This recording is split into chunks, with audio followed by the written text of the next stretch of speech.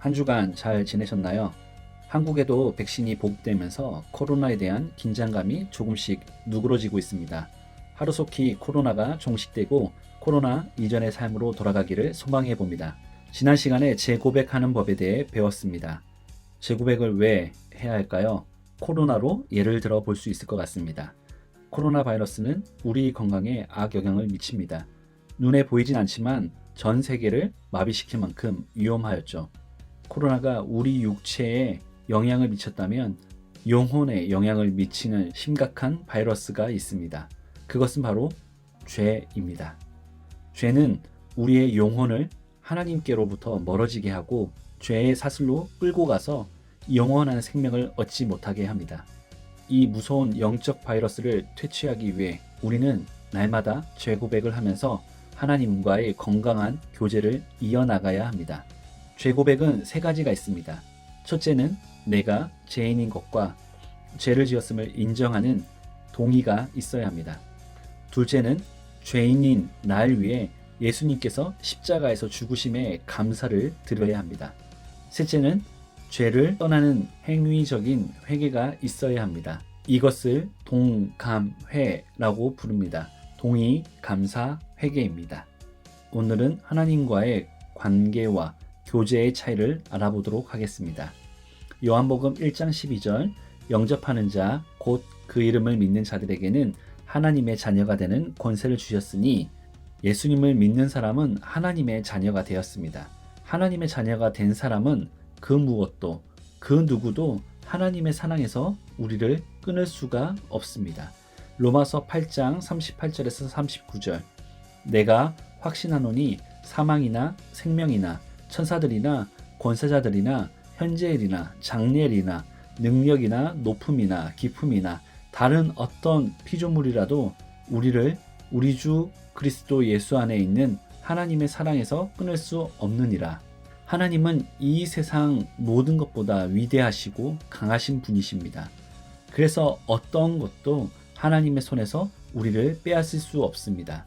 성경은 우리가 하나님 안에서 안전하다고 말씀하십니다. 그런데 많은 그리스도인들이 가지고 있는 고민이 있습니다. 내가 죄를 짓거나 하나님이 기뻐하시지 않는 일들을 할 때 나는 어떻게 될까? 하나님과의 관계가 끊어지는 것은 아닌가? 예수님께서 나의 삶에서 떠나실까? 이런 고민들을 하게 되죠. 죄인인 우리가 하나님 안에서 여전히 안전할 수 있을까요? 이 고민을 해결하기 위해선 관계와 교제의 차이를 이해해야 합니다. 부자의 관계를 예로 들어 설명하겠습니다. 한 가정에 아이가 태어났습니다. 아이는 그 아버지의 아들이 됩니다. 아버지 안에 있는 생명이 있기 때문이죠. 아버지의 성을 가지고 살아가게 됩니다. 그런데 아들이 커서 아버지의 말씀을 거역하고 집을 떠났다고 합시다. 그럼 그 아들은 여전히 아버지의 아들일까요? 여전히 아들이죠. 왜냐하면 부자의 관계는 영원 불면하기 때문입니다. 아들이 어떤 행동을 했든지 상관없이 부자의 관계는 영원합니다. 그런데 관계와는 다르게 교제에 문제가 생깁니다. 아들의 행동 때문에 아버지와 아들의 교제는 끊어지게 됩니다. 만약 아들이 교제를 다시 회복하려면 어떻게 해야 할까요? 아버지에게 용서를 구하고 아버지께로 다시 돌아가야 하는 것입니다. 위의 예화는 누가복음 15장에 나오는 탕자의 비유와 비슷합니다. 탕자는 아버지께서 아직 살아계신데 아버지의 유산을 받아 집을 떠납니다. 그러나 얼마 되지 않아 아버지의 재산을 탕진하고 먹을 것이 없게 됩니다.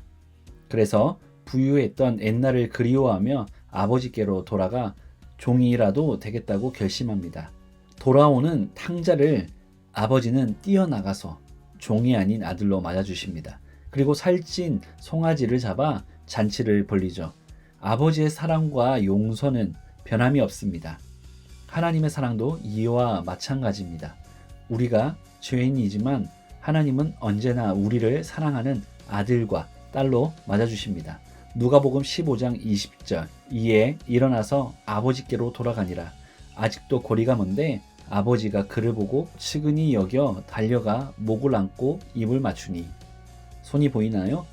이 손으로 하나님과 우리의 관계와 교제의 차이를 알 수 있습니다. 보통 우리는 하나님과 우리의 관계를 이렇게 생각합니다. 손을 잡고 있는데 내가 손을 놓으면 관계와 교제도 다 끊어진다고 생각합니다. 그러나 이 손 모양은 어떤가요? 내가 손을 놓아도 여전히 다른 손이 붙잡고 있죠. 우리가 죄를 지어 하나님과의 교제가 멀어져도 하나님은 우리의 손을 여전히 붙잡고 계십니다. 하나님과의 관계는 변함이 없죠. 우리가 다시 죄 고백을 하고 하나님의 손을 잡을 때 그때야 바른 교제가 이어지게 됩니다. 하나님과 우리의 관계는 아버지와 자녀가 되었습니다. 이 세상 어떤 것으로도 끊을 수 없습니다. 우리가 잘못하더라도 이 관계는 끊어지지 않습니다. 그러나 죄를 짓게 되면 하나님과 우리의 교제에는 문제가 생깁니다. 교제를 다시 회복하기 위해선 속히 죄 고백을 해야 합니다. 관계와 교제의 차이를 이해하셨나요? 이번 시간을 이어 다음 시간에 관계와 교제에 대해 더 알아보도록 하겠습니다. 이번 주부터 학교가 개학을 했죠. 그리웠던 친구들을 만날 수 있어 기쁘기도 했지만 또 한편으로는 새로운 친구들을 사귀느라 부담이 됐을 수도 있을 것 같습니다. 저와 선생님들은 여러분들이 행복한 학교 생활을 할 수 있도록 기도하겠습니다. 화이팅! 학교 개학과 함께 교회 주일학교도 개학을 하려고 합니다.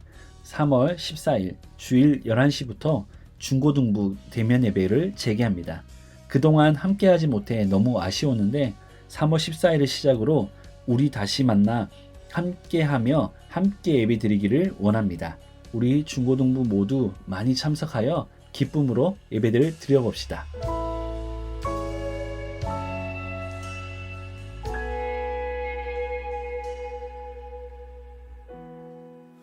혼자서만 세상을 사는 듯이